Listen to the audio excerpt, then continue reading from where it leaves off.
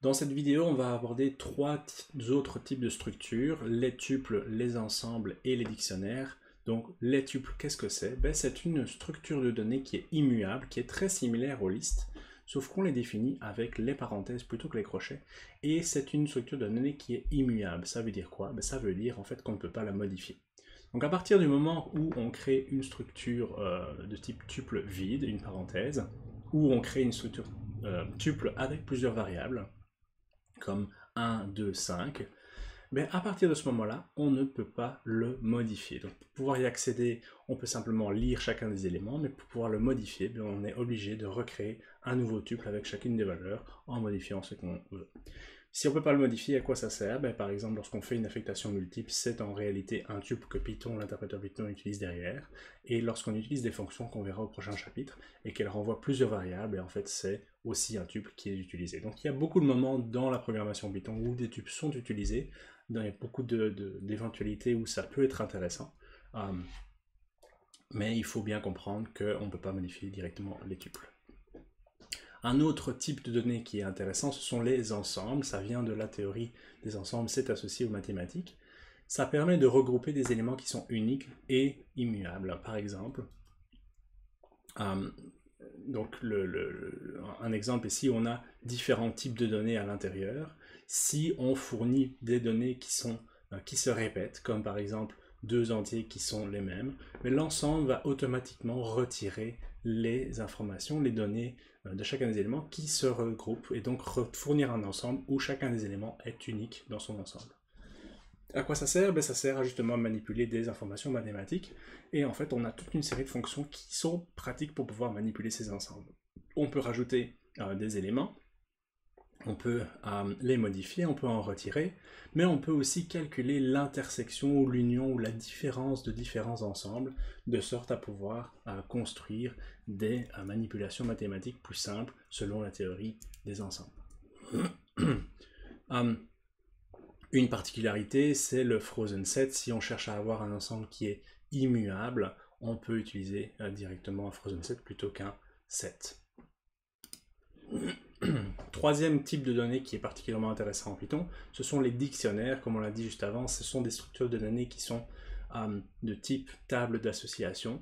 Ce sont des structures de données aussi qui sont plus structurées dans leur ensemble, c'est-à-dire qu'elles vont à chaque fois associer une clé avec une valeur d'un élément. Donc chaque élément est en fait composé de deux sous-éléments, qui est la clé et la valeur. La syntaxe en Python pour créer un dictionnaire, c'est celle-ci. On utilise des accolades et on va utiliser directement une clé, deux points, la valeur, virgule, clé 2, deux points, valeur 2, etc. Par exemple, on peut avoir comme clé 1 une chaîne de caractères et comme valeur une autre chaîne de caractères pour définir quelque chose.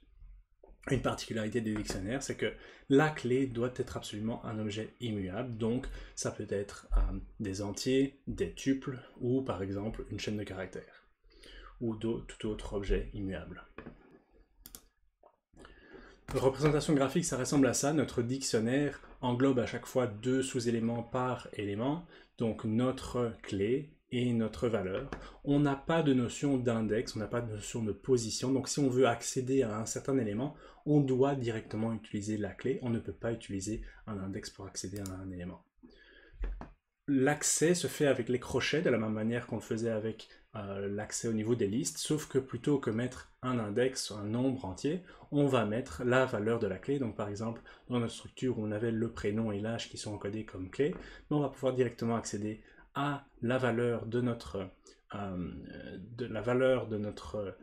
clé prénom, qui est associée à la clé prénom, directement de cette manière-là, donner crochet prénom égal. On peut modifier cette valeur-là ou bien tout simplement l'afficher. Pour pouvoir parcourir les éléments du dictionnaire, on peut utiliser une boucle for qui va nous renvoyer la clé et pouvoir ensuite accéder à la valeur, ou bien on peut directement accéder aux deux éléments en même temps en utilisant la fonction item sur le dictionnaire pour pouvoir sortir à chaque itération la clé et la valeur en premier. Pour pouvoir ajouter un élément, mais tout simplement on le fait de la même façon que d'accéder à une clé, sauf que si on met en fait une clé qui n'existe pas encore dans notre dictionnaire, le dictionnaire va tout simplement ajouter ça comme élément. Donc attention, on ne peut pas nécessairement modifier une clé d'un dictionnaire, mais on peut rajouter un élément très facilement, tout simplement en utilisant l'accès à une donnée dans le dictionnaire lorsqu'elle n'y est pas encore. Quelques fonctions sur le dictionnaire, on a le même type de fonction pour calculer la longueur, pour supprimer un élément, pour faire une vraie copie profonde du dictionnaire, ou bien même faire la fusion du dictionnaire et renvoyer aussi, on a l'opérateur d'appartenance qui est défini aussi pour les dictionnaires.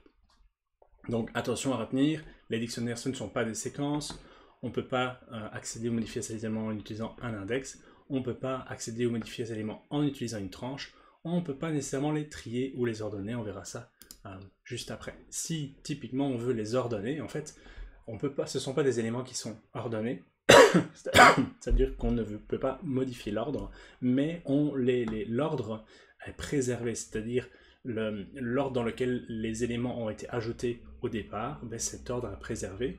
On peut l'afficher finalement en faisant une boucle for, on va avoir les éléments de la même manière qu'on les a insérés, et en fait, à partir de Python 3.8, maintenant on peut aussi les inverser, donc les lire dans l'autre sens. Si on veut un petit peu plus de fonctionnalité par rapport à un dictionnaire qui serait triable, mais on peut utiliser une classe qui fait partie de la librairie collection qui s'appelle OrderD pour un dictionnaire ordonné.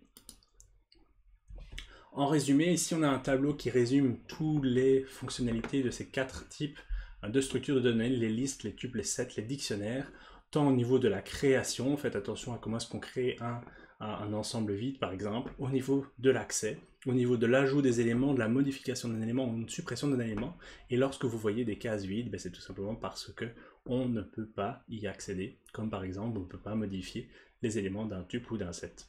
On ne peut pas supprimer un élément d'un tuple.